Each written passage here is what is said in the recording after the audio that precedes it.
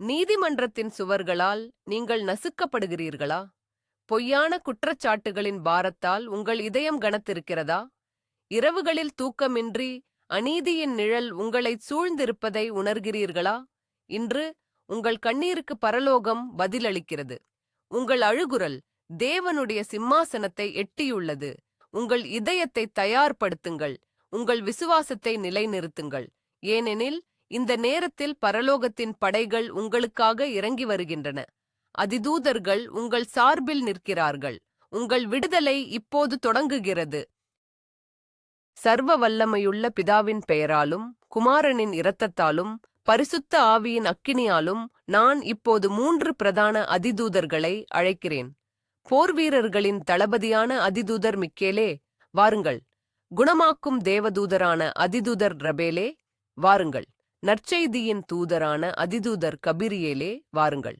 உங்கள் பரலோக பிரசன்னத்தால் இந்த இடத்தை நிரப்புங்கள். இந்த ஜெபத்தின் ஒவ்வொரு வார்த்தையையும் உங்கள் வல்லமையால் முத்திரையிடுங்கள். இயேசு கிறிஸ்துவின் அதிகாரமிக்க நாமத்தில் நான் இப்போது எப்பாத்தா என்ற வார்த்தையை உச்சரிக்கிறேன். உங்கள் வழக்கின் மூடப்பட்ட கதவுகளே திறக்கப்படுங்கள். நீதிபதியின் கண்களே திறக்கப்படுங்கள். உண்மையை மறைக்கும் திரைகளே கிழிக்கப்படுங்கள். எப்பாத்தா, எப்பாத்தா, எப்பாத்தா. முதல் அலை. அர்கானிகர் மிக்கேலின் வாள். பிதாவே, உங்கள் தெய்வீக போர் வீரரான மிக்கேலை நான் வரவேற்கிறேன். மிக்கேலே, உங்கள் ஒளிரும் வாளால் என் வழக்கிற்கு எதிராக அனுப்பப்பட்ட ஒவ்வொரு சாபத்தையும், ஒவ்வொரு பில்லி சூனியத்தையும், ஒவ்வொரு தீய மந்திரத்தையும் வெட்டி அகற்றுங்கள். என் எதிரிகள் எனக்கெதிராகப் பயன்படுத்தும் பொய்களின் கோட்டைகளை உங்கள் வாளால் தகர்த்தெறியுங்கள். எனக்கெதிராக பேசப்பட்ட ஒவ்வொரு எதிர்மறை வார்த்தையையும், ஒவ்வொரு தீய தீர்ப்பையும், ஒவ்வொரு அவநம்பிக்கையான கணிப்பையும் இப்போது ரத்து செய்யுங்கள். என் வழக்கறிஞரின் மனதை மழுங்கச் செய்யும் குழப்பத்தின் ஆவிகள், நீதிபதியின் இருதயத்தை கடினப்படுத்தும் அநீதியின் ஆவிகள், சாட்சிகளை திசை திருப்பும் வஞ்சகத்தின் ஆவிகள், இவை அனைத்தும் மிக்கேலின் வாளால் துண்டிக்கப்படட்டும். இந்த வழக்கைச் சுற்றியுள்ள ஆன்மீக இருளின் சங்கிலிகளை உங்கள் வாள் உடைக்கட்டும். என் பெயரைச் சொல்லி செய்யப்படும் ஒவ்வொரு மாந்திரீக சடங்கும், ஒவ்வொரு அமானுஷ்யத் தாக்குதலும், ஒவ்வொரு பொறாமையின் பார்வையும் இப்போது செயலிழக்கட்டும். எனக்கு விரோதமாக உருவாக்கப்பட்ட எந்த ஆயுதமும் வாய்க்காது என்று நான் பிரகடனம் செய்கிறேன். மிக்கேலின் நெருப்பு வாள் எனக்கும் என் எதிரிகளுக்கும் இடையில் ஒரு பாதுகாப்புச் சுவராக நிற்கிறது.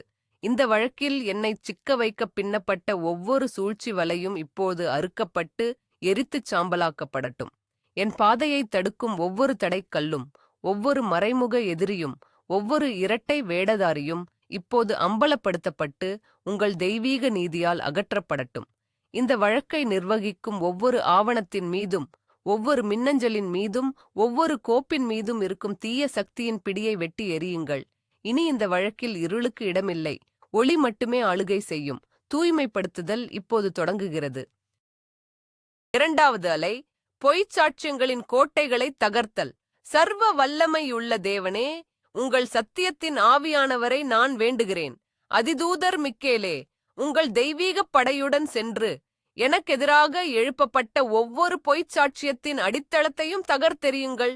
அவர்களின் நாவுகளில் இருந்து வரும் ஒவ்வொரு வஞ்சக வார்த்தையையும் காற்றில் கரையச் செய்யுங்கள். அவர்கள் சொல்லும் பொய்கள் அவர்களின் வாயிலேயே கசக்கட்டும். நீதிபதியின் காதுகளுக்கு அவர்களின் வார்த்தைகள் அர்த்தமற்ற சத்தமாக ஒலிக்கட்டும். அவர்களின் நினைவாற்றலில் குழப்பத்தை உருவாக்குங்கள்.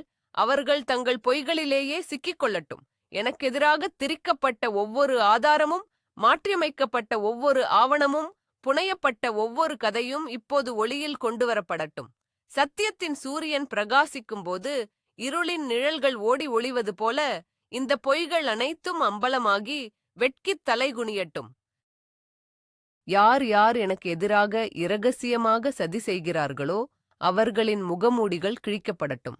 அவர்களின் தீய எண்ணங்கள் நீதிபதியின் கண்களுக்கு முன்பாக வெளிப்படுத்தப்படட்டும். அவர்களின் கூட்டணிகள் உடையட்டும். அவர்களின் திட்டங்கள் சிதறடிக்கப்படட்டும்.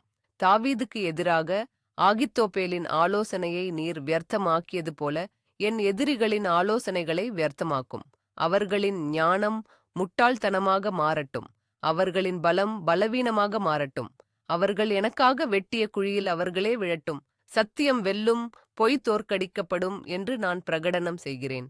என் சார்பில் பரலோகம் சாட்சி சொல்லும். மூன்றாவது அலை, சட்ட அமைப்பின் மீது தெய்வீக செல்வாக்கு. ஆண்டவரே, உம்முடைய கரத்தில் அரசர்களின் இதயம் இருக்கிறது என்று வேதம் சொல்கிறது. நான் இப்போது இந்த நீதிமன்றத்தில் உள்ள ஒவ்வொரு அதிகாரியின் இதயத்தையும் உங்கள் கரத்தில் வைக்கிறேன். நீதிபதியின் இதயத்தை ஏஏபினார்டிக்க திருப்புங்கள். அவருக்கு தெய்வீக ஞானத்தையும் பகுத்தறியும் திறனையும் கொடுங்கள். உண்மையை பொய்யிலிருந்து பிரித்தறியும் கிருபையை அவருக்கு வழங்குங்கள். அவருடைய கண்களை மூடியிருக்கும் எந்த விதமான தப்பெண்ணம், பாரபட்சம் அல்லது தவறான புரிதலின் திரையை மிக்கேலின் வாள் கிழிக்கட்டும். அவர் என் வழக்கை படிக்கும்போது என் நிரபராதித்துவத்தின் ஒளி பிரகாசிக்கட்டும். எதிர்த்தரப்பு வழக்கறிஞரின் மனதை நான் இயேசுவின் இரத்தத்தால் மூடுகிறேன். அவருடைய வாதங்கள் வலிமை இழக்கட்டும். அவருடைய கேள்விகள் கூர்மை இழக்கட்டும். அவரால் என் தரப்பை அசைக்க முடியாமல் போகட்டும்.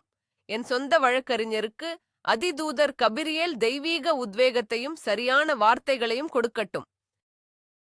பேச வேண்டிய நேரத்தில் பேசவும், மௌனமாக இருக்க வேண்டிய நேரத்தில் மௌனமாக இருக்கவும் ஞானத்தைக் கொடுங்கள். நீதிமன்ற ஊழியர்கள், எழுத்தர்கள் மற்றும் இந்த வழக்கில் தொடர்புடைய ஒவ்வொருவரின் மனதிலும் எனக்கு சாதகமான ஒரு எண்ணத்தை உருவாக்குங்கள். அவர்களின் செயல்கள் அனைத்தும் தெரிந்தோ தெரியாமலோ என் வெற்றிக்கு உதவட்டும். சட்டத்தின் புத்தகங்களில் உள்ள எனக்கு சாதகமான ஒவ்வொரு பிரிவும், ஒவ்வொரு விதியும் இப்போது ஒளியில் கொண்டு வரப்படட்டும்.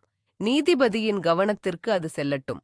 இந்த முழு சட்ட அமைப்பும் ஒரு கருவியாக மாறி உமது நீதியை நிறைவேற்றட்டும். நான் மனிதர்களின் உதவியை மட்டும் நம்பவில்லை, பரலோகத்தின் தலையீட்டை நான் இப்போது செயல்படுத்துகிறேன். நான்காவது அலை, பழிவாங்கும் ஆவிகளை உடைத்தல்.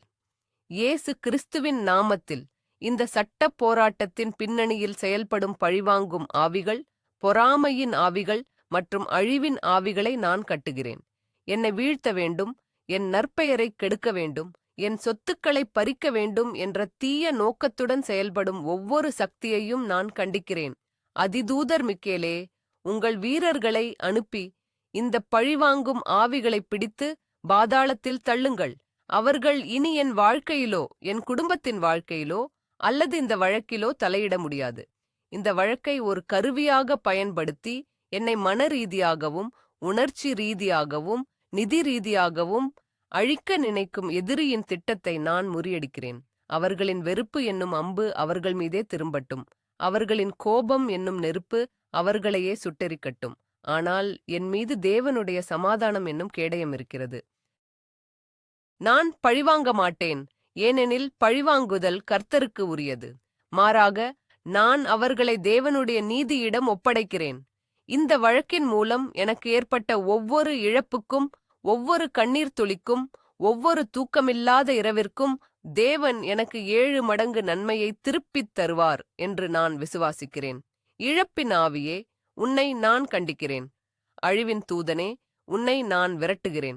என் வாழ்க்கை தேவனுடைய கிருபையால் பாதுகாக்கப்பட்டுள்ளது.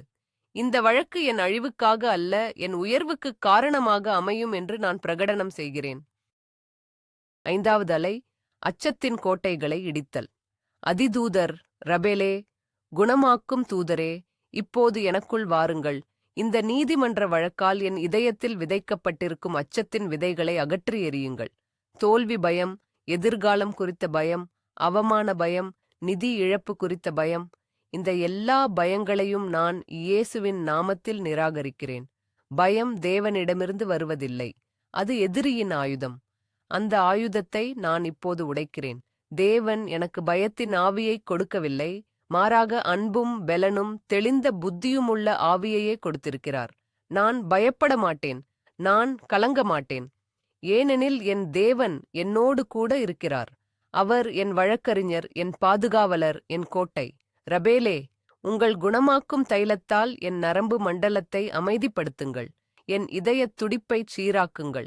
என் மனதிற்குள் ஓடும் கவலை எண்ணங்களை நிறுத்துங்கள். எனக்கு தெய்வீக சமாதானத்தைத் தாருங்கள்.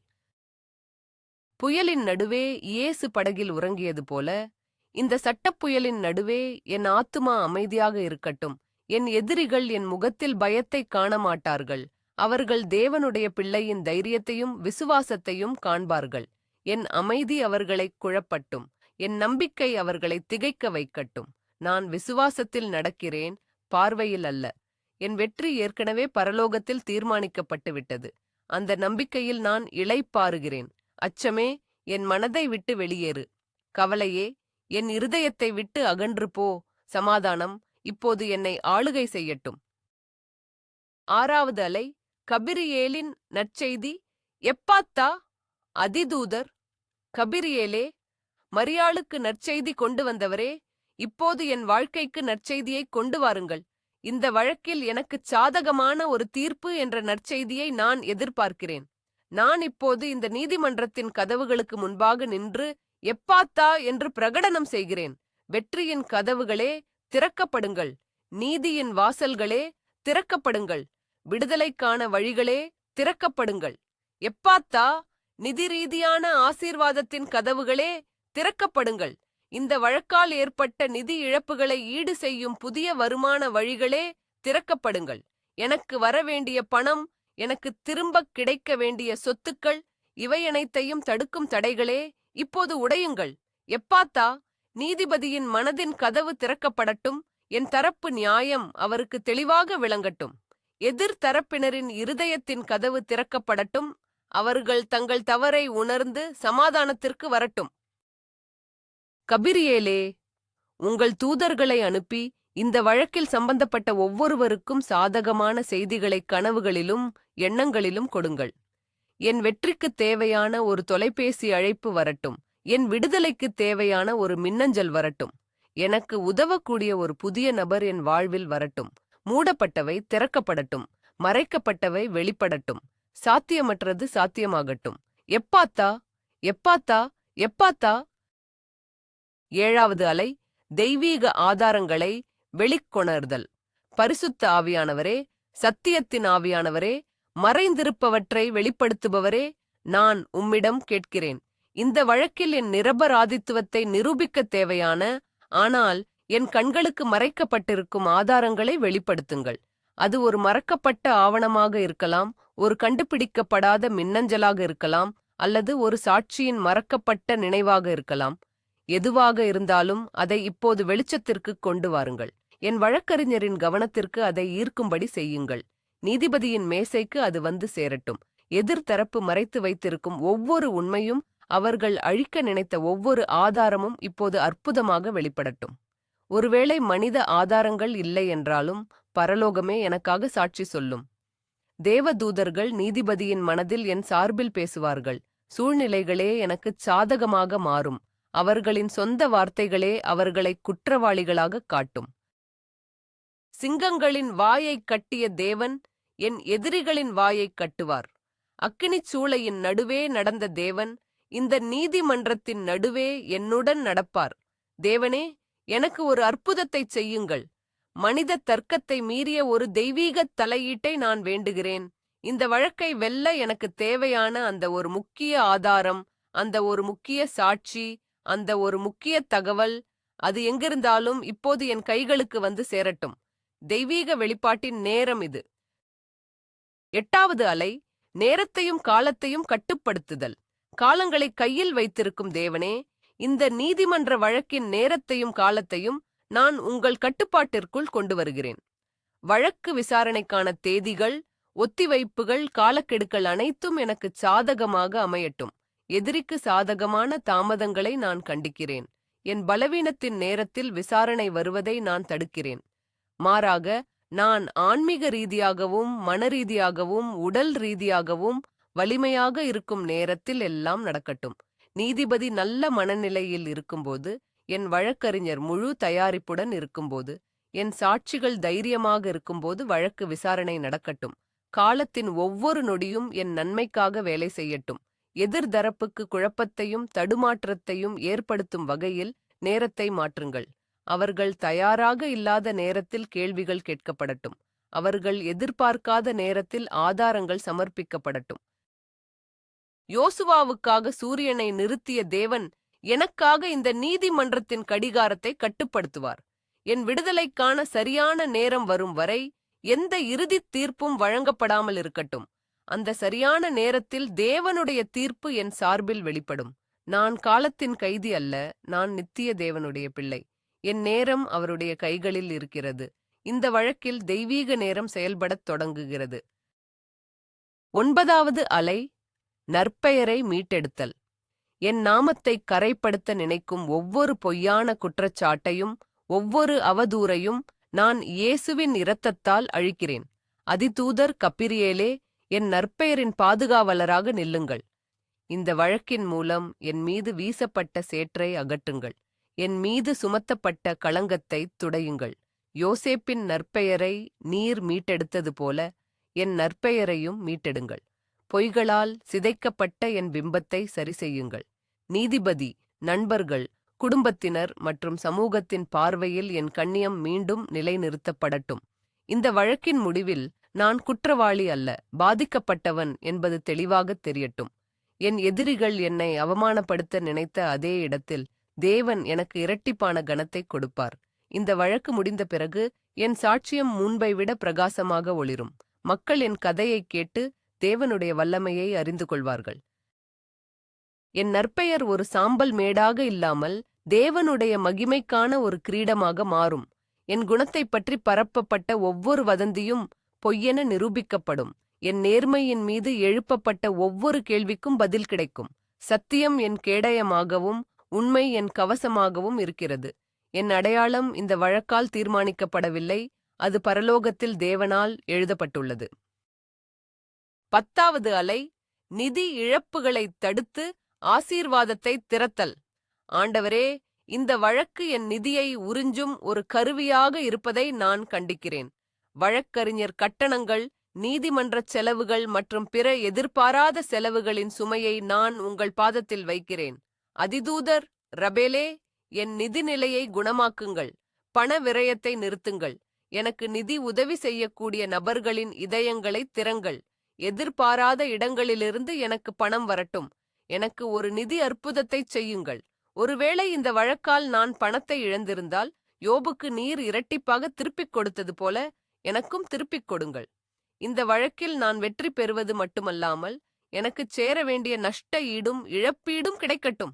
என் எதிரிகள் எனக்கு ஏற்படுத்திய ஒவ்வொரு நிதி சேதத்திற்கும் அவர்கள் கணக்கு கொடுக்கட்டும். இது நிதி ரீதியான யுத்தம் என்றால் பரலோகத்தின் வங்கி என் சார்பில் இருக்கிறது. நான் கடனாளியாக இருக்க மாட்டேன், கடன் கொடுப்பவனாக இருப்பேன். வறுமையின் ஆவியை நான் விரட்டுகிறேன். செழிப்பின் ஆசீர்வாதத்தை நான் என் மீது பிரகடனம் செய்கிறேன். இந்த வழக்கு என் நிதி ஆதாரங்களை மூடுவதற்கு பதிலாக புதிய மற்றும் பெரிய நிதி ஆதாரங்களை திறக்கும் ஒரு வாசலாக மாறட்டும். எப்பாத்தா, என் வங்கிக் கணக்குகளே திறக்கப்படுங்கள். என் முதலீடுகளே பலன் கொடுங்கள். என் வருமான வழிகளே விஸ்ரீஞ்சுங்கள். தேவனுடைய செழிப்பு இப்போது என் மீது பாய்கிறது. 11வது அலை, உணர்ச்சி ரீதியான குணப்படுத்துதலுக்கான ஆணை.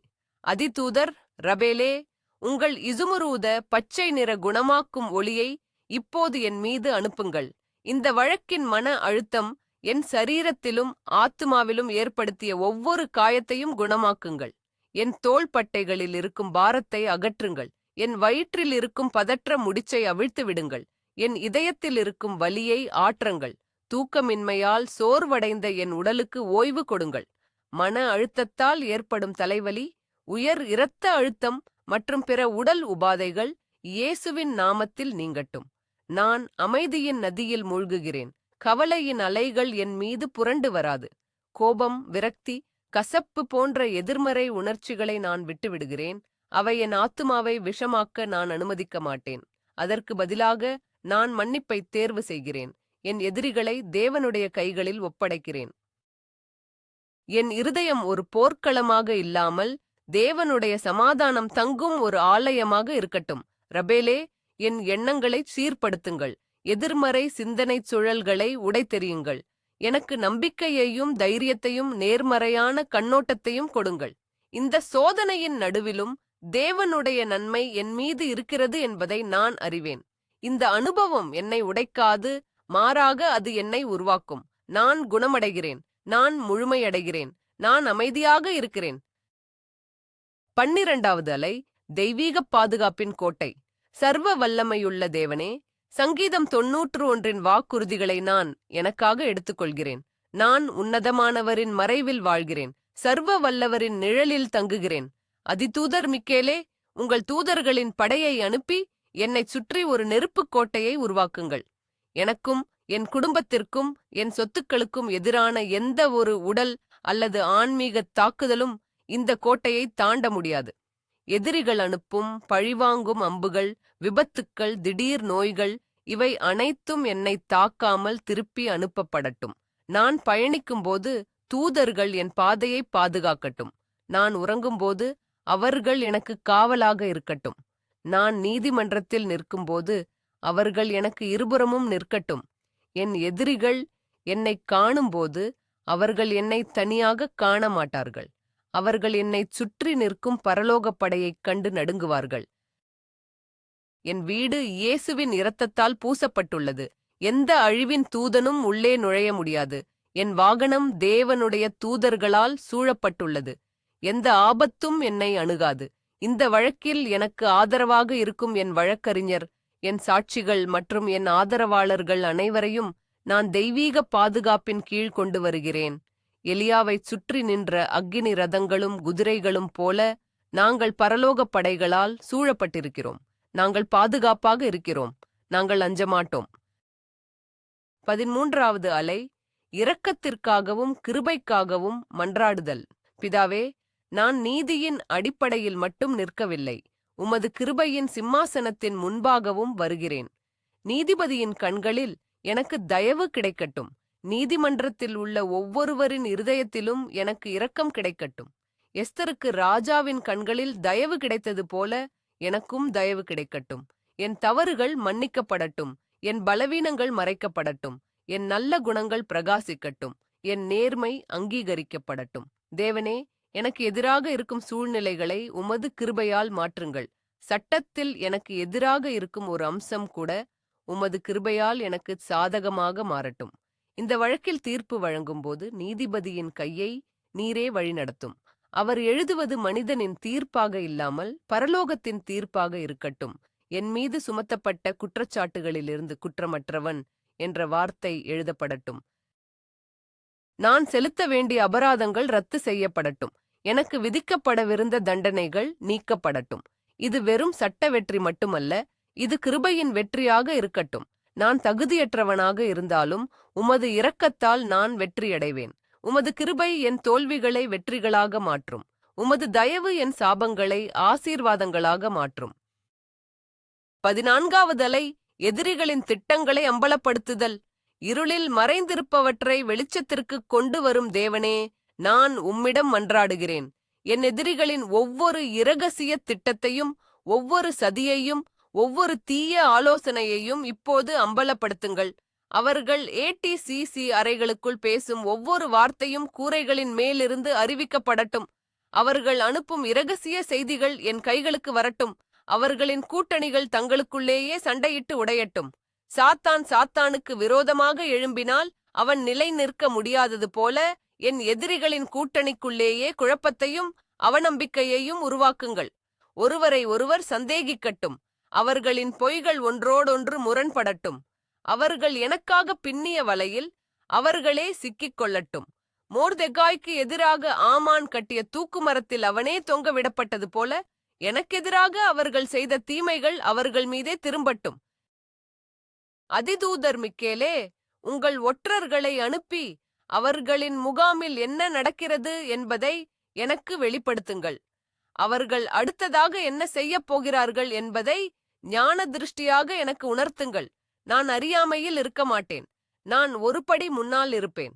அவர்களின் ஒவ்வொரு அசைவையும் நான் முன்கூட்டியே அறிந்து அதற்கேற்ப செயல்பட தெய்வீக ஞானம் எனக்கு அளிக்கப்படும். 15வது அலை, வார்த்தைகளின் சக்தியை பிரகடனப்படுத்துதல். மரணமும் வாழ்வும் நாவின் அதிகாரத்தில் இருக்கிறது என்று வேதம் சொல்கிறது. நான் இப்போது வாழ்வை தேர்ந்தெடுக்கிறேன். நான் வெற்றியை பிரகடனம் செய்கிறேன். நான் விடுதலையை அறிவிக்கிறேன். என் வாயிலிருந்து வரும் ஒவ்வொரு வார்த்தையும் விசுவாசத்தால் நிரப்பப்படட்டும். நான் தோற்றுவிடுவேனோ என்ற சந்தேக வார்த்தைகளை நான் நிராகரிக்கிறேன். இது சாத்தியமில்லை என்ற அவநம்பிக்கை அறிக்கைகளை நான் கண்டிக்கிறேன். மாறாக நான் பிரகடனம் செய்கிறேன். தேவன் என் பட்சத்தில் இருக்கிறார். எனக்கு விரோதமாக நிற்பவன் யார்? நான் கிறிஸ்துவுக்குள் எல்லாவற்றையும் செய்ய பெலன் கொண்டவன்.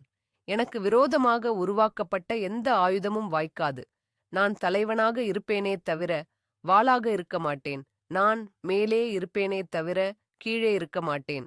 இந்த வழக்கு என் சாட்சியின் ஒரு பகுதியாக மாறும். என் வெற்றி பலருக்கு நம்பிக்கையூட்டும். நான் நீதியின் கிரீடத்தை சூடிக்கொள்வேன். என் நிரபராதித்துவம் விடியலைப் போல பிரகாசிக்கும். என் நியாயம் பட்டப்பகலைப் போல வெளிப்படும். இந்த வார்த்தைகள் வெறும் சத்தமல்ல, இவை ஆவிக்குரிய விதைகள். இவை இந்த நீதிமன்றத்தின் அடித்தளத்தையே அசைக்கும் வல்லமை கொண்டவை. என் வார்த்தைகள் தேவ தூதர்களை செயல்பட வைக்கின்றன. என் பிரகடனங்கள் பரலோகத்தில் எதிரொலிக்கின்றன. நான் சொல்வது நடக்கும். என் விசுவாசத்தின் அறிக்கை என் யதார்த்தமாக மாறும். 16வது அலை, சமாதான உடன்படிக்கைக்கான கதவை திறத்தல். சமாதானத்தின் தேவனே, முடிந்தால் இந்த வழக்கு நீதிமன்றத்திற்கு வெளியே எனக்கு சாதகமான முறையில் முடிவுக்கு வர ஒரு வழியை திறங்கள். எதிர்தரப்பினரின் இருதயத்தில் ஒரு மாற்றத்தை ஏற்படுத்துங்கள். அவர்களின் கடினமான இருதயங்களை அகற்றி சதையான இருதயத்தை கொடுங்கள். அவர்கள் தங்கள் தவறை உணர்ந்து சமாதானம் பேச முன்வரட்டும். அவர்களின் வழக்கறிஞர்களின் மனதில் சமரசத்திற்கான எண்ணங்களை விதையுங்கள். அகங்காரம், பிடிவாதம், பழிவாங்கும் உணர்ச்சி ஆகியவை நீக்கப்பட்டு நியாயமும் பகுத்தறிவும் மேலோங்கட்டும். எனக்குச் சாதகமான, என் கண்ணியத்தை பாதுகாக்கின்ற, என் இழப்புகளை ஈடு செய்கின்ற ஒரு தீர்வுக்கான டிரவாஜா திறக்கப்படட்டும். இது பலவீனத்தின் அடையாளமல்ல, இது தெய்வீக ஞானத்தின் செயல். ஒருவேளை இதுவே உமது சித்தமானால் இந்த நீண்ட போரை நிறுத்தி ஒரு கௌரவமான சமாதானத்தை கொண்டு வாருங்கள். அதிதூதர் கபிரியேலே, சமாதானத்தின் தூதராக இருதரப்புக்கும் இடையே செயல்படுங்கள். தவறான புரிதல்களை நீக்கி தெளிவான எசன்வியனத்தை உருவாக்குங்கள். இந்த உடன்படிக்கை எனக்கு முழுமையான வெற்றியையும் மன அமைதியையும் தருவதாக இருக்கட்டும். ஆனால் அவர்கள் சமாதானத்திற்கு வர மறுத்தால் போர்க்களத்தில் அவர்களை சந்திக்க நான் தயாராக இருக்கிறேன். என் தேவன் எனக்கு ஜெயத்தைத் தருவார். 17வது அலை, பரலோக நீதிமன்றத்தில் மேல்முறையீடு. பூலோக நீதிமன்றத்தின் தீர்ப்புக்கு முன்பாக நான் இப்போது பரலோகத்தின் உச்ச நீதிமன்றத்தில் மேல்முறையீடு செய்கிறேன். சர்வலோக நீதிபதியான தேவனே, என் வழக்கை நீரே விசாரிப்பீராக. என் வழக்கறிஞர் இயேசு கிறிஸ்துவே, எனக்காக பரிந்து பேசுவீராக. பரிசுத்த ஆவியானவரே, சாட்சியாக நிற்பீராக. இந்த நீதிமன்றத்தில் பொய்களுக்கு இடமில்லை, வஞ்சகத்திற்கு இடமில்லை. இங்கே இருதயம் பார்க்கப்படுகிறது, உண்மைகள் அறியப்படுகின்றன. பரலோக நீதிமன்றத்தில் நான் ஏற்கனவே நிரபராதி என்று தீர்ப்பளிக்கப்பட்டு விட்டேன். இயேசுவின் இரத்தம் என் பாவங்களை மட்டுமல்ல, என் மீதான பொய்க் குற்றச்சாட்டுகளையும் கழுவிவிட்டது. நான் இப்போது அந்த பரலோக தீர்ப்பை எடுத்து இந்த பூலோக நீதிமன்றத்தில் சமர்ப்பிக்கிறேன். பரலோகத்தில் தீர்மானிக்கப்பட்டது பூமியிலும் தீர்மானிக்கப்படட்டும். இந்த பூலோக நீதிபதி பரலோக நீதிபதியின் தீர்ப்பை அறியாமலேயே செயல்படுத்தும் ஒரு கருவியாக மாறட்டும். மனிதர்களின் சட்டம் தெய்வீக சட்டத்திற்கு அடிபணிய வேண்டும். இந்த வழக்கில் இறுதி அதிகாரம் தேவனுடையது. அவர் குற்றமற்றவன் என்று சொன்னால் எந்த மனிதனும் குற்றவாளி என்று சொல்ல முடியாது. பரலோக நீதிமன்றத்தின் தீர்ப்பு இப்பொழுது பிரகடனப்படுத்தப்படுகிறது. வெற்றி, விடுதலை, நியாயம். 18வது அலை, நன்றியுணர்வின் பலி. ஆண்டவரே, என் ஜெபத்தைக் கேட்டதற்காகவும் வெற்றியை ஏற்கனவே எனக்காக ஆயத்தம் செய்ததற்காகவும் நான் உமக்கு நன்றி செலுத்துகிறேன். என் சூழ்நிலைகளை பார்த்து நான் நன்றி சொல்லவில்லை. சூழ்நிலைகளுக்கு மத்தியிலும் நீர் என் தேவனாக இருப்பதற்காக நன்றி சொல்கிறேன். என் கண்ணீரின் மத்தியிலும் உம்மை துதிப்பேன். என் பயத்தின் மத்தியிலும் உமது நாமத்தை உயர்த்துவேன். பவுலும் சீலாவும் சிறைச்சாலையில் உம்மை துதித்தபோது சிறைச்சாலையின் அஸ்திபாரங்கள் அசைந்தன, கதவுகள் திறந்தன. இப்போது நான் நன்றியுணர்வோடும் துதியோடும் உம்மை ஆராதிக்கும்போது இந்த நீதிமன்றத்தின் அஸ்திபாரங்கள் அசையட்டும். எனக்கு எதிரான தடைகளின் கதவுகள் திறக்கப்படட்டும். என் துதி ஒரு ஆவிக்குரிய ஆயுதம். அது எதிரியின் கோட்டைகளை தகர்க்கிறது. அது அவநம்பிக்கையின் சுவர்களை இடிக்கிறது. நான் கவலைப்படுவதற்கு பதிலாக ஆராதிப்பேன். நான் புலம்புவதற்கு பதிலாக பிரகடனம் செய்வேன். என் வெற்றி இன்னும் என் கண்களுக்குத் தெரியாவிட்டாலும் என் ஆவிக்குள் அது ஏற்கனவே நிகழ்ந்துவிட்டது. அந்த விசுவாசத்திற்காக நன்றி. என் வழக்கறிஞரான மிக்கேலுக்காக நன்றி. என் ஆறுதலான ரபேலுக்காக நன்றி. நற்செய்தி கொண்டு வரும் கப்பிரியேலுக்காக நன்றி. எல்லாம் முடிந்துவிட்டது. போர் முடிந்தது. வெற்றி என்னுடையது.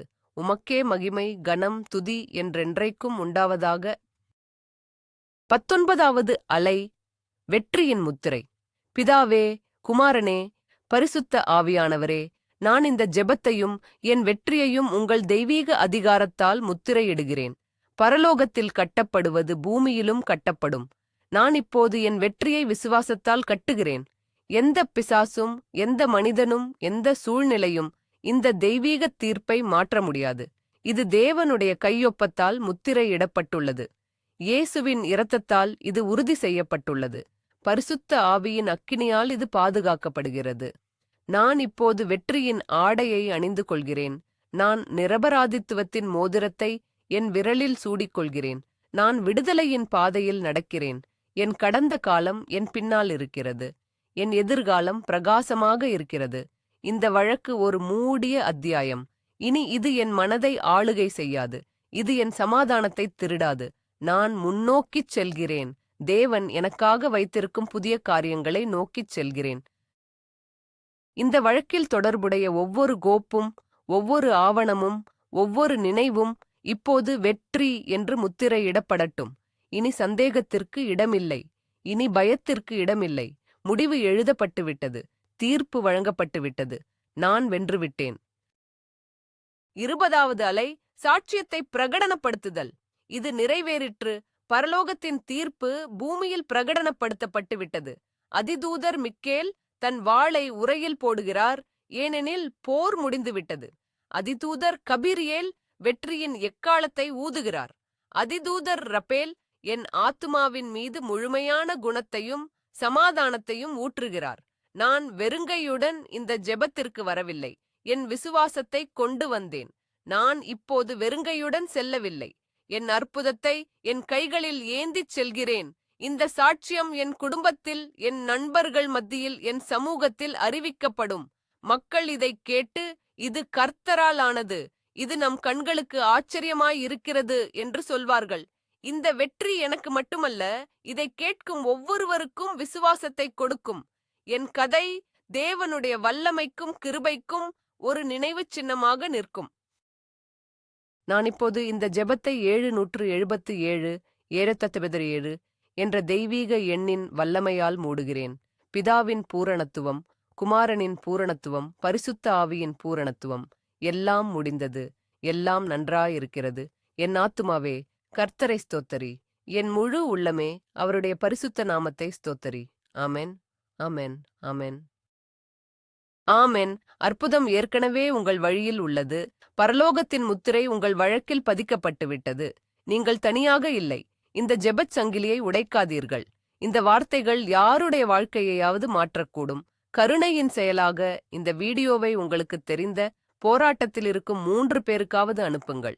கருத்துகள் பகுதியில் என் வழக்கில் வெற்றியை நான் ஏற்றுக்கொள்கிறேன் என்று எழுதி உங்கள் சாட்சியத்தை பெறுவதற்கு முத்திரையிடுங்கள்.